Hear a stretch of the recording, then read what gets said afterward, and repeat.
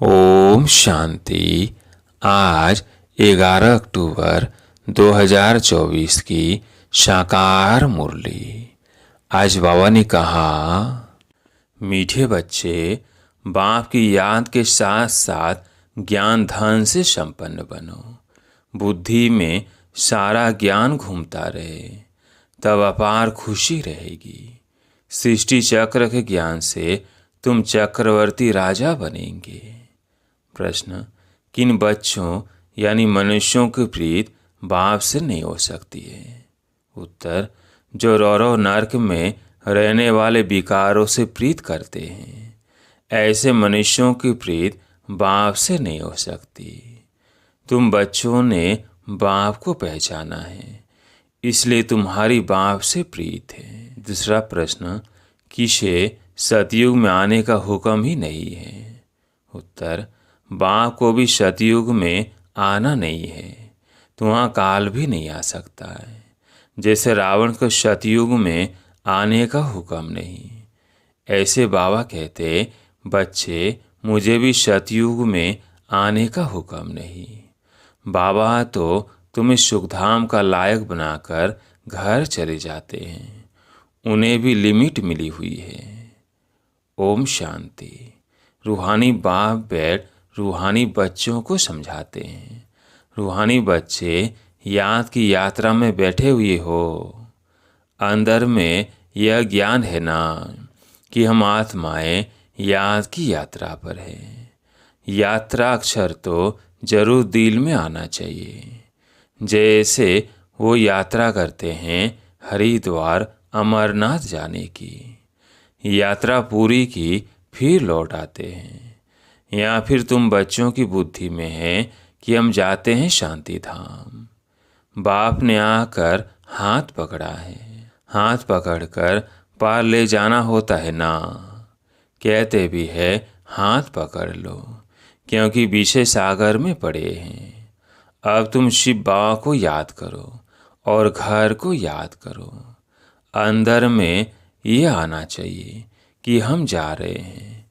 इसमें मुख से कुछ बोलना भी नहीं है। अंदर में सिर्फ याद रहे बाबा आया हुआ है लेने लिए। याद की यात्रा पर जरूर रहना है।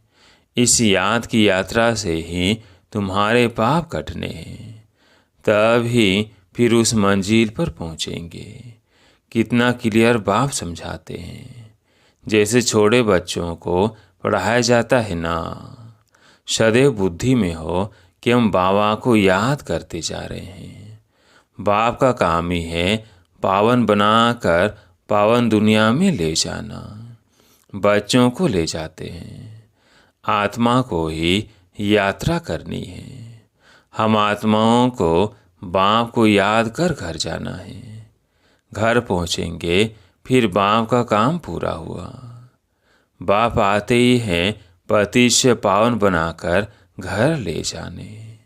पढ़ाई तो यहीं पढ़ते हैं, भल घूमो फिरो, कोई भी काम काज करो, बुद्धि में यह याद रहे। योग अक्षर में यात्रा सिद्ध नहीं होती है, योग सन्यासियों का है। वो तो सब है मनुष्यों की मत। आधा कल्प तो तुम मनुष्य मत पर चले हो, आधा कल्प दैवी महत्व पर चले थे। अभी तुमको मिलती है ईश्वरीय मत। योग अक्षर नहीं कहो, याद की यात्रा कहो। आत्मा को यह यात्रा करनी है।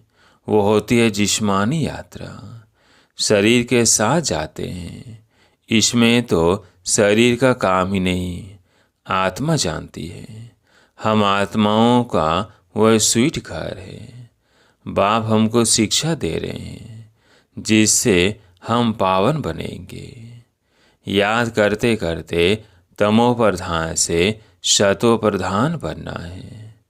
यह है यात्रा। हम बाप की याद में बैठते हैं, क्योंकि बाबा के पास ही घर जाना है। बाप आते ही हैं पावन बनाने, सो तो पावन दुनिया में जाना ही है। बाप पावन बनाते हैं, फिर नंबरवार पुरुषार्थ अनुसार तुम पावन दुनिया में जाएंगे।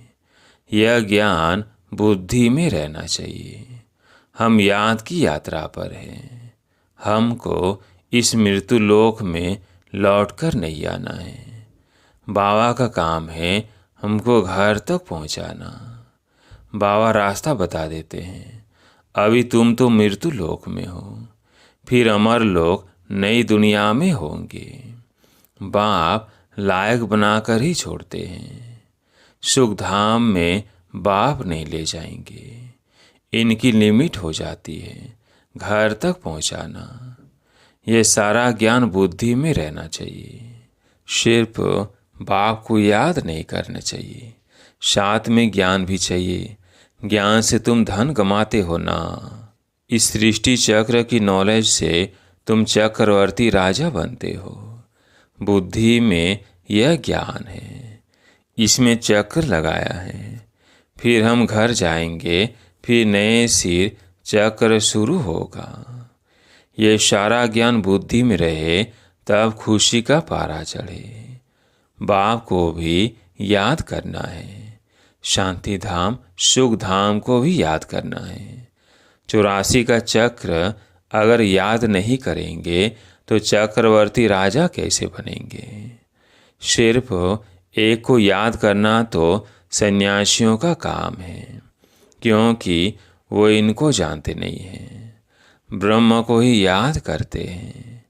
बाप तो अच्छी रीति बच्चों को समझाते हैं। याद करते करते ही तुम्हारे पाप कट जाने हैं। पहले तो घर जाना है। यह है रूहानी यात्रा। गायन भी है, चारों तरफ लगाए फेरे, फिर भी हर दम दूर रहे, अर्थात बाप से दूर रहे। जिस बाप से बेहद का वर्षा मिलना है उनको तो जानते ही नहीं। कितने चक्र लगाए हैं। हर वर्ष भी कई यात्रा करते हैं। पैसे बहुत होते हैं तो यात्रा का शौक रहता है। यह तो तुम्हारी है रूहानी यात्रा। तुम्हारे लिए नई दुनिया बन जाएगी। फिर तो नई दुनिया में ही आने वाले हो, जिसको अमर लोक कहा जाता है। वहाँ काल होता नहीं जो किसको ले जाए। काल को हुक्म ही नहीं है नई दुनिया में आने का। रावण की तो यह पुरानी दुनिया है ना, तुम बुलाते भी यहाँ हो। बाप कहते हैं मैं पुरानी दुनिया में पुराने शरीर में आता हूँ। मुझे भी नई दुनिया में आने का हुक्म नहीं। मैं तो पतितों को ही पावन बनाने आता हूँ। तुम पावन बन फिर औरों को भी पावन बनाते हो। सन्यासी तो भाग जाते हैं, एकदम गुम हो जाते हैं। पता ही नहीं पड़ता है कहाँ चला गया, क्योंकि वो ड्रेस ही बदल देते हैं। जैसे एक्टर्स रूप बदलते हैं, कभी मेल से फीमेल बन जाते हैं, कभी फीमेल से मेल बन जाते हैं। यह भी रूप बदलते हैं। सतयुग में थोड़ी ऐसी बातें होंगी। बाप कहते हैं हम आते हैं नई दुनिया बनाने। आधा कल्प तुम बच्चे राज्य करते हो, फिर ड्रामा प्लेन अनुसार द्वापर शुरू होता है। देवताएं वाम मार्ग में चले जाते हैं। उनके बहुत गंदे चित्र भी जगन्नाथपुरी में है। जगन्नाथ का मंदिर है। यूं तो उनकी राजधानी थी जो खुद विश्व के मालिक थे। वो फिर मंदिर में जाकर बंद हुए। उनको काला दिखाते हैं। इस जगन्नाथ के मंदिर पर तुम बहुत समझा सकते हो, और कोई इनका अर्थ समझा नहीं सकते। देवता ही पूज्य से पुजारी बनते हैं। वो लोग तो हर बात में भगवान के लिए कह देते आप ही पूज्य, आप ही पुजारी, आप ही सुख देते हो और आप ही दुख देते हो। बाप कहते हैं मैं तो किसको दुख देता ही नहीं हूँ। यह तो समझ की बात है। बच्चा जन्मा तो खुशी होगी। बच्चा मरा तो रोने लग पड़ेंगे, कहेंगे भगवान ने दुख दिया। अरे ये अल्पकाल का सुख दुख तुमको रावण राज्य में ही मिलता है, मेरे राज्य में दुख की बात नहीं होती। सतियों को कहा जाता है अमर लोग, इनका नाम ही है मृत्यु लोक। अकाले मर पड़ते हैं, वहाँ तो बहुत खुशियाँ मनाते हैं, आयु भी बड़ी रहती है। बड़ी में बड़ी आयु 150 बरस की होती है। यहाँ भी कभी कभी ऐसे कोई की होती है, परंतु यहाँ तो स्वर्ग नहीं है ना। कोई शरीर को बोझ संभाल से रखते हैं तो आयु बड़ी भी हो जाती है, फिर बच्चे भी कितने हो जाते हैं, परिवार बढ़ता जाता है, वृद्धि जल्दी होती है। जैसे झाड़ से टालियाँ निकलती हैं, 50 टालियाँ और उनसे और 50 निकलेंगी, कितना वृद्धि को पाते हैं। यहाँ भी ऐसे हैं, इसलिए इनका मिसाल बड़ के झाड़ से देते हैं। सारा झाड़ खड़ा है, फाउंडेशन है नहीं। यहाँ भी आदि सनातन देवी देवता धर्म का फाउंडेशन है नहीं। कोई को पता ही नहीं देवताएं कब थे, वो तो लाखों वर्ष कह देते हैं, आगे तुम कभी ख्याल भी नहीं करते थे। बाप ही आकर यह सब बातें समझाते हैं। तुम अभी बाप को भी जान गए हो और सारे ड्रामा के आदि मध्य अंत ड्यूरेशन आदि सबको जान गए हो। नई दुनिया से पुरानी, पुरानी से नई कैसे बनती है यह कोई नहीं जानते। अभी तुम बच्चे याद की यात्रा में बैठते हो। यह यात्रा तो तुम्हारी नित्य चलनी है। घूमो फिरो परंतु इस याद की यात्रा में रहो। यह रूहानी यात्रा। तुम जानते हो भक्ति मार्ग में हम भी उन यात्राओं पर जाते थे। बहुत बार यात्रा की होगी। जो पक्के भक्त होंगे, बाबा ने समझाया है, एक शिव की भक्ति करना वो है अव्यभिचारी भक्ति। फिर देवताओं की होती है, फिर 5 तत्वों की भक्ति करते हैं। देवताओं की भक्ति फिर भी अच्छी है, क्योंकि उनका शरीर फिर भी सतो प्रधान है। मनुष्यों का शरीर तो पतित है ना, वो तो पावन है। फिर द्वापर से लेकर सब पतित बन पड़े हैं, नीचे गिरते आते हैं। सीढ़ी का चित्र तुम्हारे लिए बहुत अच्छा है समझाने का। जिन की भी कहानी बताते हैं ना, यह सब दृष्टांत आदि इस समय के ही हैं, सब तुम्हारे ऊपर ही बने हुए हैं। भ्रमरी का मिसाल भी तुम्हारा है, जो कीड़ों को आप समान ब्राह्मण बनाते हो। यहाँ के ही सब दृष्टांत हैं। तुम बच्चे पहले जिस्मानी यात्रा करते थे, अभी फिर बाप द्वारा रूहानी यात्रा सीखते हो। यह तो पढ़ाई है ना। भक्ति में देखो क्या क्या करते हैं, सबके आगे माथा टेकते रहते हैं, एक के भी ऑक्यूपेशन को नहीं जानते।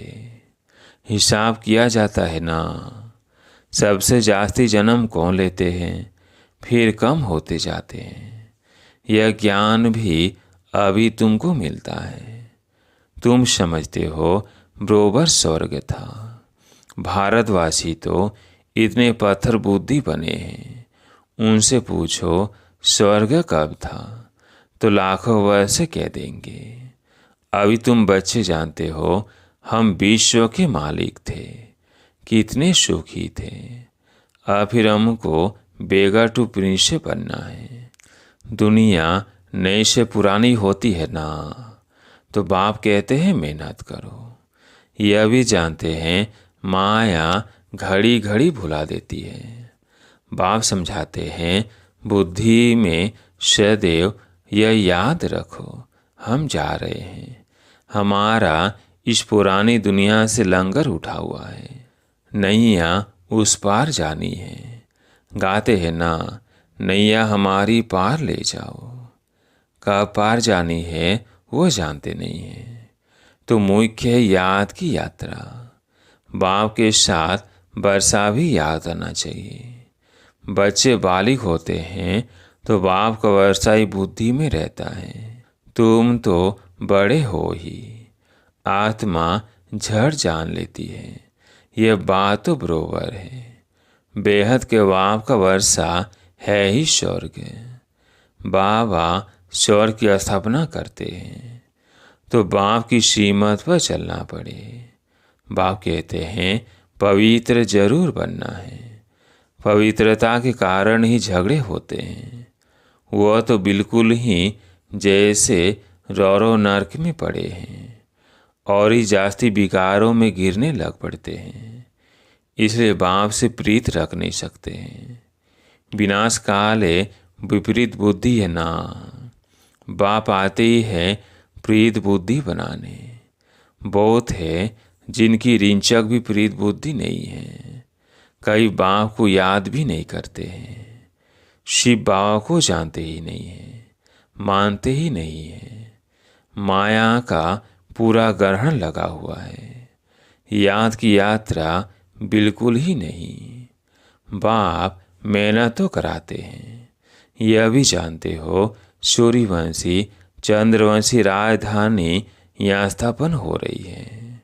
सतयुग त्रेता में कोई भी धर्म स्थापन होते नहीं। राम कोई धर्म स्थापन नहीं करते।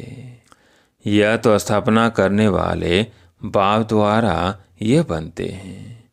और धर्म स्थापक और बाप के धर्म स्थापना में रात दिन का फर्क है। बाप आते ही संगम पर, जबकि दुनिया को बदलना है। बाप कहते हैं कल्प कल्प कल्प के संगम युगे आता हूँ। उन्होंने फिर युगे युगे अक्षर रॉन्ग लिख दिया है। आधा कल्प भक्ति मार्ग भी चलना ही है। तो बाप कहते हैं बच्चे इन बातों को भूलो मत। यह कहते हैं बाबा हम आपको भूल जाते हैं। अरे बाप को तो जानवर भी नहीं भूलते हैं, तुम क्यों भूलते हो? अपने को आत्मा नहीं समझते हो। देवीमान बनने से ही तुम बाप को भूलते हो। अब जैसे बाप समझाते हैं वैसे तुम बच्चों को भी टेव यानी आदत रखनी चाहिए। भवके से बात करनी चाहिए। ऐसे नहीं बड़े आदमी के आगे तुम भंग हो जाओ। तुम कुमारियां ही बड़े बड़े विद्वान पंडितों के आगे जाती हो तो तुम्हें निडर हो तुम कुमारियां ही बड़े बड़े विद्वान पंडितों के आगे जाती हो तो तुम्हें निडर हो समझाना है। अच्छा, मीठे मीठे सिकिलते बच्चों प्रति माता पिता बाप दादा का याद प्यार और गुड मॉर्निंग। रूहानी बाप की रूहानी बच्चों को नमस्ते। हम रूहानी बच्चों की रूहानी बाप दादा को याद प्यार गुड मॉर्निंग नमस्ते नमस्ते।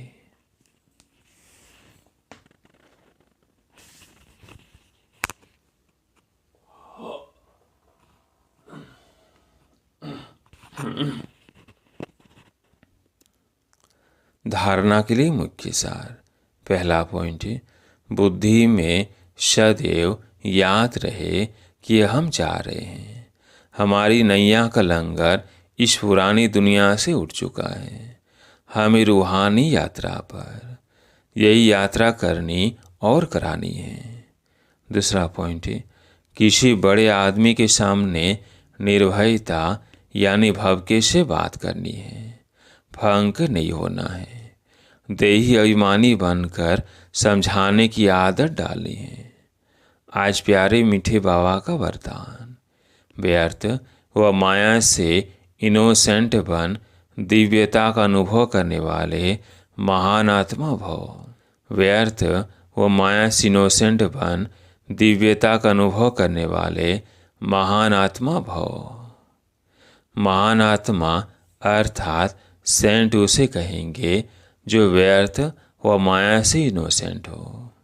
जैसे देवताएं ईशे इनोसेंट थे, ऐसे अपने वो संस्कार इमर्ज करो, व्यर्थ के अविद्या स्वरूप बनो, क्योंकि यह व्यर्थ का जोश कई बार सत्यता का होश, यथार्थता का होश समाप्त कर देता है। इसलिए समय, श्वास, बोल, कर्म सब में व्यर्थ से इनोसेंट बनो। जब व्यर्थ की अविद्या होगी तो दिव्यता स्वतः अनुभव होगी और अनुभव कराएगी। आज का स्लोगन, फर्स्ट डिवीजन में आना है तो ब्रह्मा बाप के कदम पर कदम रखो। फर्स्ट डिवीजन में आना है तो ब्रह्मा बाप के कदम पर कदम रखो। अच्छा, ओम शांति।